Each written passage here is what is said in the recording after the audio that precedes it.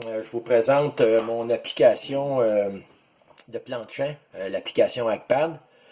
Une petite capsule là, maison, juste pour vous illustrer comment je fonctionne avec mon carnet de pulvérisation. Donc, pour ceux qui connaissent déjà l'application, on voit très bien la page d'accueil. Quand c'est le temps de rentrer une pulvérisation, là je fais l'application par rapport à l'ordinateur, mais au niveau du champ, j'ai toutes les mêmes fonctionnalités là, dans mon téléphone.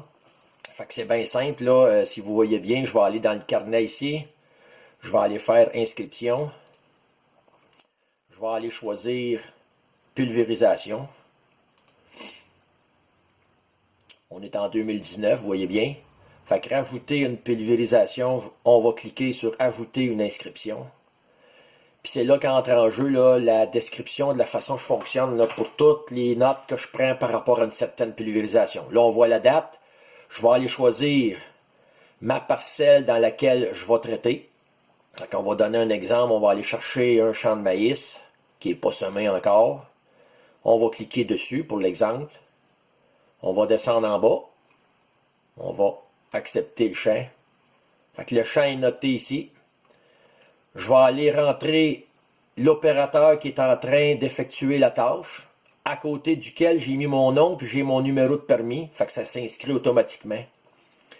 Je vais aller choisir l'herbicide avec lequel je suis en train de traiter. Exemple, on va parler d'arrosage en bande. Fait qu'on va aller chercher le frontière qui est en bande, qui est dans ma choix de mes produits. J'ai pris la peine de marquer le groupe à côté du produit. De même, je l'ai automatiquement là, dans mon choix de produit. Fait que je vais cliquer frontière. Je vais mettre la dose que je suis en train d'appliquer, 0,9 litres à l'hectare. Puis je vais aller rajouter mon deuxième produit, qui est encore aussi en bande. Ça va être de l'Eugenia. L'Eugenia, groupe 4. Je vais cliquer dessus. Je vais aller mettre ma quantité d'Eugenia, 0,25 litres à l'hectare. Raison du traitement, il peut y avoir différentes raisons. J'ai tout décrit un peu ce qu'on veut traiter par comme mauvaise herbe un peu plus spécifique. Fait qu'exemple, là, dans le cas ici, c'est certain que je veux travailler des feuillages, je veux travailler des graminées, puis je peux en rajouter comme ça là, par rapport à la bataille à laquelle là, je me bats au niveau des mauvaises herbes. Fait que je vais même aller rajouter, c'est pour ça qu'on met de l'Eugenia, là, c'est pour aller prendre les trèfles et les repousses de trèfle. Fait que je vais l'inscrire ici. Au niveau des conditions météo, je vais même inscrire si c'est un ciel brumeux, nuageux, si les conditions du feuillage sont mouillées, normales.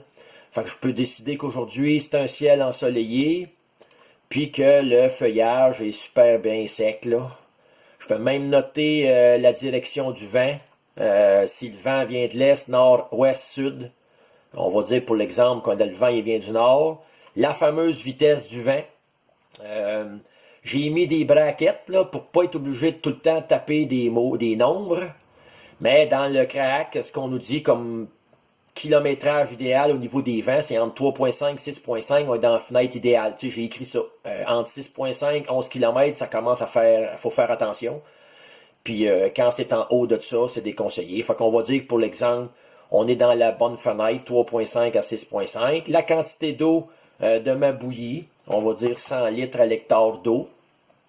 Dans le cas où est-ce que je travaille mon pH d'eau quand j'utilise des glyphosates, je vais même être capable d'aller marquer tout ce que je fais au niveau de mon pH. Fait que si j'ajoute l'acide citrique, pour diminuer mon pH, le prendre à 7 exemple, puis l'emmener à 5, ben je vais marquer la quantité de millilitres d'acide citrique que je mets par litre. Dans le cas présent, chez nous, on est à 0,12 millilitres par litre de concentration d'acide citrique. Je vais aller choisir les types de jets avec lesquels je travaille présentement pour l'application qu'on est en train de faire là.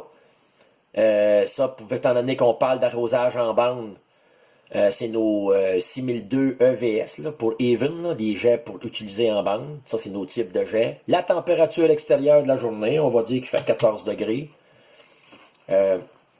L'herbicide 2, ça c'est quand je travaille avec mes deux rampes.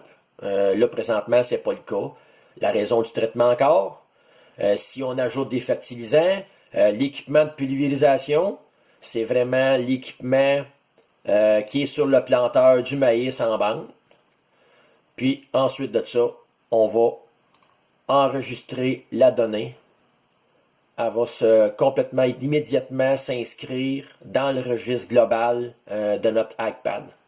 Ce qui est bien le fun avec ça, c'est que plus tard, on est capable d'avoir la traçabilité champ par champ, produit par produit.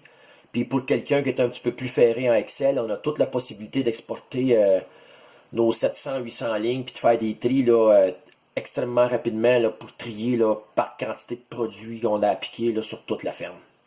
Fait que j'espère que ça va être visible, là, que ça va être intéressant pour vous autres, mais je voulais vous partager un peu là, la façon que ça pouvait se faire. Fait que c'est une question d'à peu près... là, j'ai parlé en même temps que je l'ai rentré, là, mais quand on est rendu habitué, là, c'est une question de 1 à 2 minutes par pulvérisateur au niveau de la prise de données qui va être accessible en tout temps là, dans le registre de l'entreprise. Merci.